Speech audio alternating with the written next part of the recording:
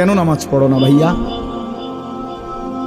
এই বাপ, মুসলমানের বাচ্চা, কেন নামাজ পড়ো না? ছেলেরা আমার, কেন নামাজ পড়ো না? কেন নামাজ পড়ো না? মালিক আর কেমনে বললে নামাজ পড়তে?